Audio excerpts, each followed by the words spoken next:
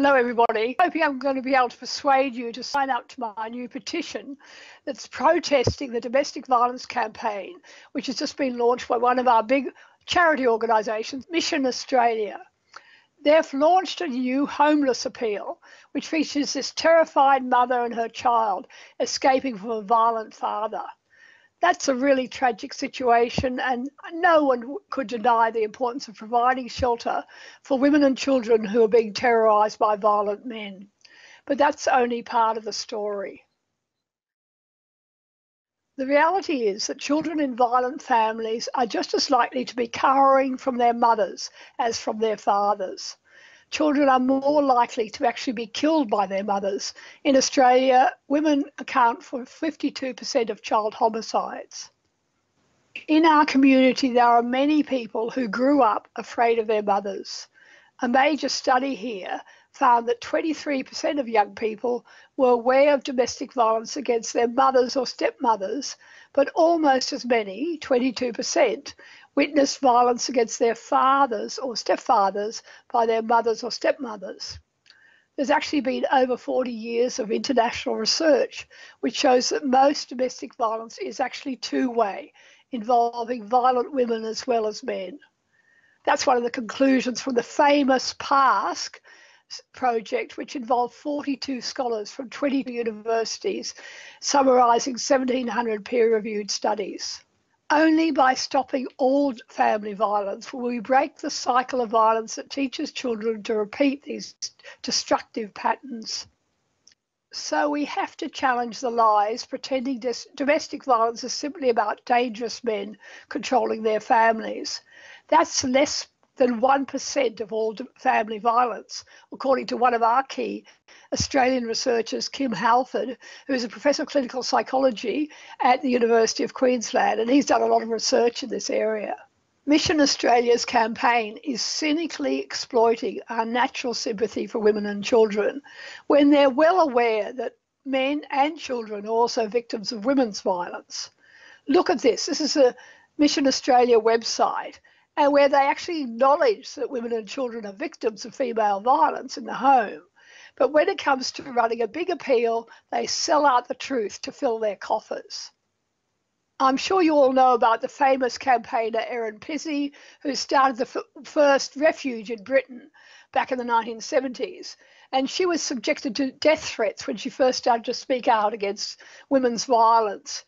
Erin talks about how the feminists chose to use domestic violence as their showcase issue because women's natural sympathy for women and children could provide the women's movement with the big cash cow they were looking for.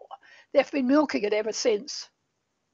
Last week, Ross Cameron, who's one of the popular hosts of Sky News' The Outsiders program, suggested that Mission Australia campaign is motivated a desire to benefit from the tsunami of cash heading their way from the Commonwealth Government.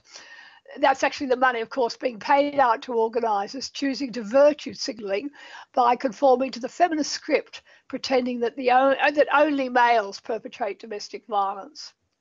Cameron described our Prime Minister Malcolm Turnbull as determined to present himself as one of the world's most compassionate anti-bullying, anti-domestic violence advocates.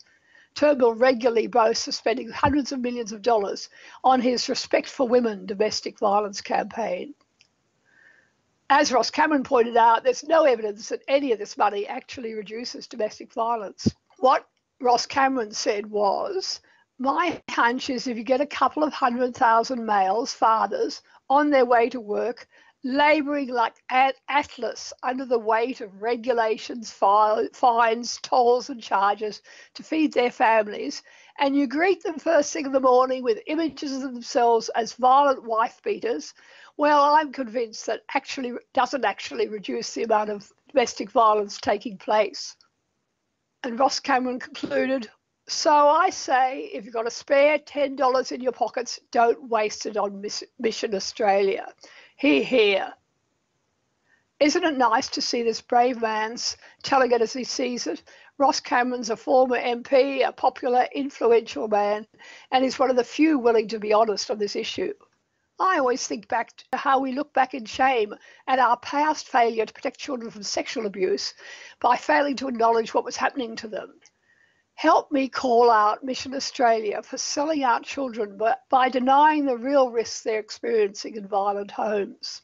Recently, Australia spoke out against another big organisation, Lifeline, which had decided to include the viciously anti-male feminist crusader Clementine Ford in a domestic violence forum. Here's a woman who regularly tweets comments like, "Kill all men," or "all men are scum." Nearly 15,000 people signed a protest petition and the event was cancelled. They, of course, that was just the coward's way out. They should have just cancelled Clementine. What was Lifeline thinking when they decided to have her on the panel? This is a major government-funded organisation which is supposed to be providing support for both men and women. We have to convince these organisations that they're doing themselves no favours by kowtowing to the feminists and alienating the rest of us, because we're the ones who have the numbers. It's a great sign that our community finally spoke out and tackled Lifeline, and we can do it again, but this time with Mission Australia. So please join my petition to stand up against all family violence.